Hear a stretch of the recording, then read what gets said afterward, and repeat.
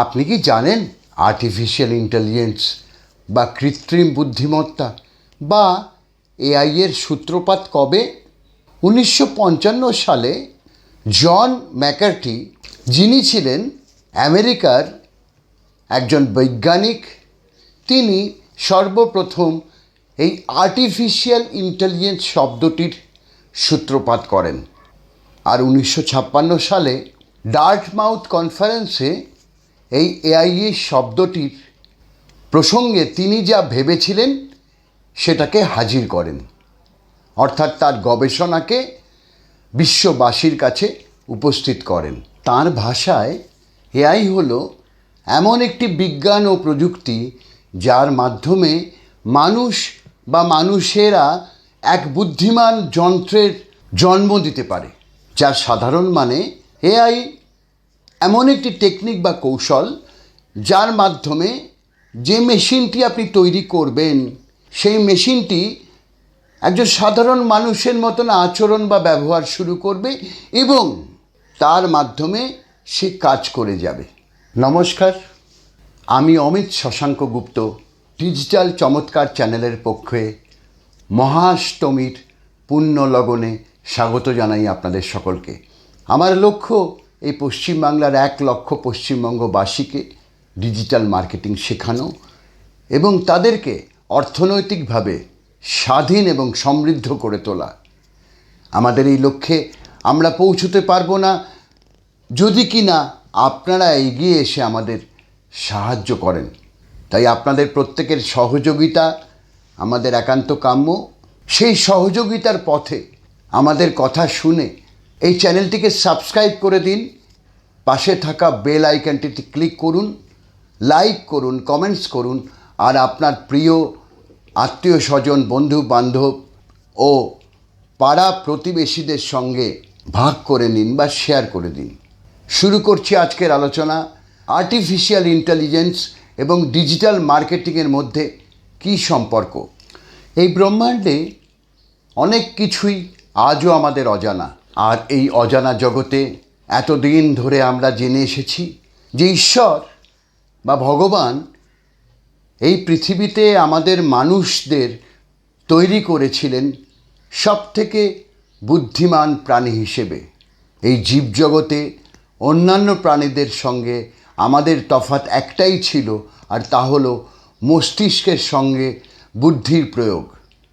আর যে বুদ্ধিকে কাজে লাগিয়ে আমরা প্রতিদিন পৌঁছে যাচ্ছি আমাদের এই অজানা জগতের নানান রকমের আবিষ্কারে, আর এগিয়ে যাচ্ছি প্রযুক্তি এবং বিজ্ঞানের পথে।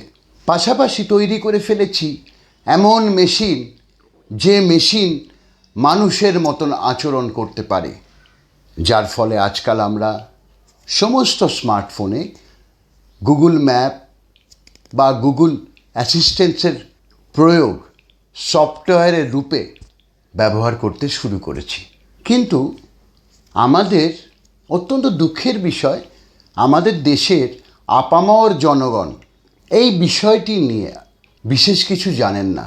তাই আমাদের উদ্দেশ্য তাদের কাছে এই বিষয়টি পৌঁছে দেওয়া বা জানানো, যাতে ভবিষ্যতে তারা এটিকে প্রয়োগ করে প্রত্যেকটি কাজ আরও সহজ করে ফেলতে পারেন। এই কৃত্রিম বুদ্ধিমত্তা বা এআই নিয়ে কথা বলতে গেলে প্রথমেই বলতে হয় যে এটি কম্পিউটার বিজ্ঞানের একটি শাখা। এই কম্পিউটার বিজ্ঞানে যে এআই এর সৃষ্টি হয়েছে বা জন্ম হয়েছে সেটি মূলত 2 রকমের। প্রথমটি জেনারেল এআই বা সাধারণ এআই, আর দ্বিতীয়টি ন্যারো এআই অর্থাৎ সংকীর্ণ এআই। এবার এই জেনারেল এআই আর সংকীর্ণ এআই এর মধ্যে কি তফাৎ? আমরা প্রতিটি মানুষই বিভিন্ন রকমের কাজ করি। বাজার করতে যাই, বাজার থেকে বাজার করি, বাড়িতে এনে খাবার তৈরি করি, তারপরে খাবার খাই, নাচি, গান গাই, ছবি আঁকি, বিভিন্ন রকমের কাজ করি। কেউ বা ক্রিকেট খেলি, কেউ বা ফুটবল খেলি। এগুলি সমস্ত কিছুই জেনারেল এআই এর মধ্যে বা সাধারণ এআই এর মধ্যে পড়ে। আর যে কোনো একটি কাজ, যেমন ধরুন ছবি আঁকা, এই ছবি আঁকা নিয়ে যদি আপনি কিছু করতে চান, তাহলে আপনাকে যে এআই এর মাধ্যমে এগোতে হবে তাকে বলা হয় ন্যারো এআই। অর্থাৎ সেই এআইটি, সেই আর্টিফিশিয়াল ইন্টেলিজেন্সটি বা সেই কৃত্রিম বুদ্ধিমত্তাটি একটি বিশেষ জিনিসের উপর কেন্দ্রীভূত। আমরা যারা অ্যাপেল ফোন ব্যবহার করি তারা নিশ্চয়ই জানি যে এই অ্যাপেল ফোনটির মধ্যে সিরি বলে একটি প্রয়োগ বা অ্যাপ্লিকেশন আছে। আপনি ওই সিরি অ্যাপ্লিকেশনটাতে হে সিরি বললে যে কোনো কাজ সেই অ্যাপ্লিকেশনটি আপনাকে করে দেবে।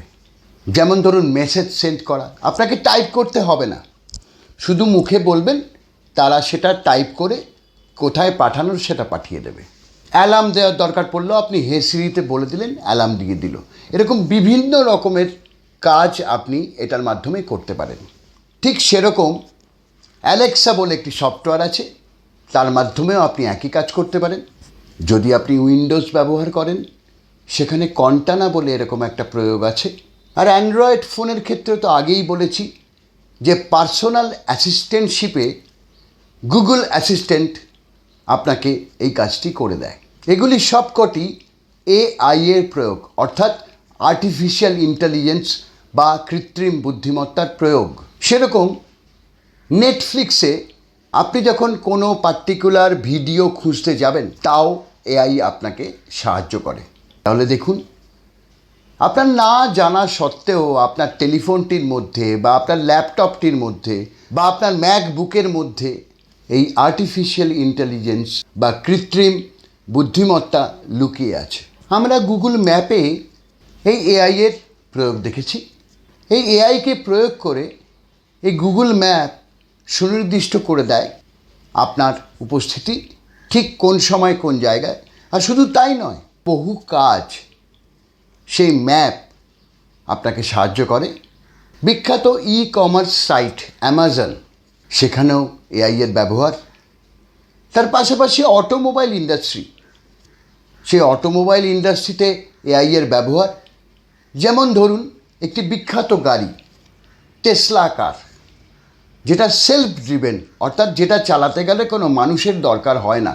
কিন্তু এই ক্ষেত্রে একটা মুশকিল আছে, সেই টেসলা গাড়িটা যদি আমেরিকার পরিপ্রেক্ষিতে তৈরি হয়, তাকে যদি আপনি ভারতবর্ষে নিয়ে এসে চালাতে চান, তাহলে কিছু অসুবিধার সম্মুখীন আপনাকে হতে হবে। কিন্তু এই এআই এর প্রয়োগ করে এরকম বহু সেলফ ড্রিভেন গাড়ি, অর্থাৎ চালকবিহীন গাড়ি তৈরি হচ্ছে। এর সাথে সাথে বহু ম্যানুফ্যাকচারিং ইন্ডাস্ট্রি এবং ভিডিও গেমস, আমরা যে ভিডিও গেমস খেলি কম্পিউটারের মাধ্যমে, যেমন ধরুন চেস বা দাবা, লুডো, এগুলো এআই টেকনোলজির দ্বারাই পরিচালিত হয়। আরও বহু জায়গা, যেমন ধরুন স্পিচ রিকগনিশন। আপনি একটি টেলিফোনে আপনার ভয়েসটি দেবেন, টেলিফোনটা অন হয়ে যাবে। কিংবা একটা পাখা আপনার মাথার ওপরে ঘুরছে, বলবেন স্টপ, পাখাটি বন্ধ হয়ে যাবে। এটি এআই, অর্থাৎ আর্টিফিশিয়াল ইন্টেলিজেন্স।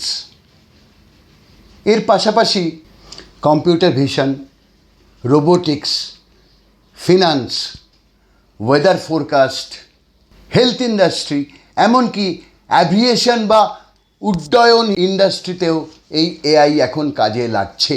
এবার জানা যাক এই এআই এর ব্যবহারের ফলে আমাদের কাছে কী কী সুবিধা আসছে। প্রথমত, এই এআই এর প্রয়োগ কাজ করার ক্ষেত্রে ভুলের মাত্রা কমিয়ে দিচ্ছে, অর্থাৎ মিনিমাইজিং দ্য এরার। দ্বিতীয়ত, এই এআই এর প্রয়োগ একটি অত্যন্ত দ্রুত সিদ্ধান্ত নিতে সাহায্য করছে এবং সেটিকে কার্যে রূপান্তরিত করছে। তৃতীয়ত, একটি মেশিনের বিশ্রামের কোনো দরকার হয় না, তার রিফ্রেশমেন্টের কোনো দরকার পড়ে না। কিন্তু একটি মানুষের পড়ে। একটি মানুষের এক সময় পর্যন্ত কাজ করার পর তাকে বিশ্রাম নিতে হয়, তার একটু রিফ্রেশমেন্ট লাগে। চতুর্থত, এই এআই এর প্রয়োগ ব্রডকাস্ট, হেলথ, ডিফেন্স, এগ্রিকালচার বা কৃষি, এগুলির ক্ষেত্রে একটা আশ্চর্য অবদান রাখতে পারে। কিন্তু যে জিনিসের কিছু সুবিধে আছে, আবার পাশাপাশি সে জিনিসের কিছু অসুবিধাও আছে। এতক্ষণ আমরা সুবিধের কথা শুনলাম, এবার দেখা যাক অসুবিধেগুলো কী। এই ক্ষেত্রে বিখ্যাত টেকনোলজিক্যাল টাইকুন এলন মাস্কের একটি উদ্ধৃতি অত্যন্ত গুরুত্বপূর্ণ। তিনি বলছেন, AI is a fundamental risk to the existence of human civilisation.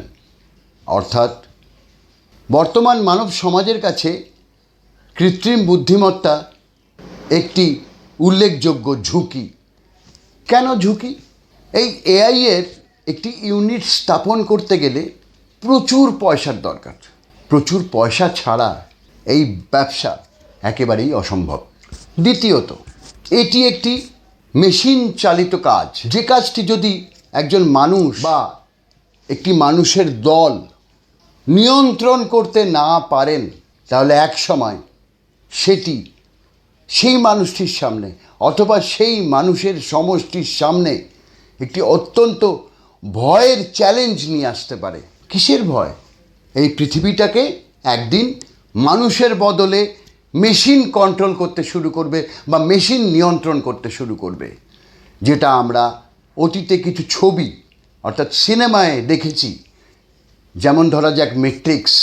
এর পরের ঝুঁকি, এই বিষয়ে বিভিন্ন এক্সপার্ট মানুষেরা এ কথাও ভাবছেন যে একটি রোবট সে যদি চিন্তা করতে করতে মানুষের কাছাকাছি চিন্তায় পৌঁছে যায়, তাহলে সে ভাবতে শুরু করতে পারে যে একে তো আমি নিয়ন্ত্রণ করছি, তাহলে আমি রাজা না এ রাজা।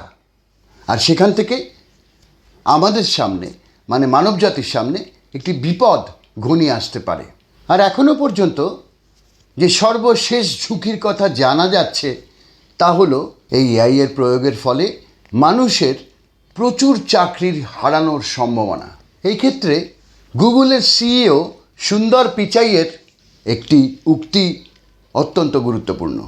তিনি বলছেন যে মানুষ তার সহায়তার জন্য ইলেকট্রিসিটি এবং আগুনের ব্যবহার শিখে তো ফেলল, কিন্তু তাকে নিয়ন্ত্রণ করার শিক্ষাও আমাদের নিতে হবে এবং আমাদের এগিয়ে যেতে হবে। আমরা জানি যে বিজ্ঞান এবং প্রযুক্তি, সায়েন্স আর টেকনোলজিকে কখনো আমাদের ইচ্ছের কারণে আমরা ঠেকিয়ে রাখতে পারবো না। একদিন আমরা কম্পিউটারকে এই ভারতবর্ষে ঠেকানোর চেষ্টা করেছিলাম, কিন্তু আমরা সফল হইনি। তাই আগামী দিনে এই এআই এর প্রয়োগও আমরা ঠেকাতে পারবো না। আর এই এআই দিয়ে আমরা এই ডিজিটাল মার্কেটিংকে অত্যন্ত সঠিক পদক্ষেপে এগিয়ে নিয়ে যেতে পারবো। কারণ ডিজিটাল মার্কেটিং, আর্টিফিশিয়াল ইন্টেলিজেন্স বা কৃত্রিম বুদ্ধিমত্তা একে অপরের পরিপূরক। আগামী দিন কি আমাদের দেখাবে সেটা আগামী দিনের হাতেই ছেড়ে দিচ্ছি।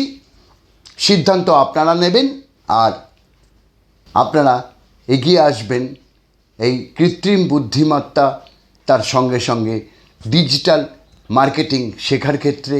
এই আশা করে আজ দুর্গাপূজার মহাষ্টমীতে আবার আপনাদের সকলকে আন্তরিক প্রীতি, শুভেচ্ছা, ভালোবাসা জানিয়ে আজকের মতন আমার কথা শেষ করলাম। সকলে খুব ভালো থাকবেন, পুজোটা ভালো কাটুক। নমস্কার।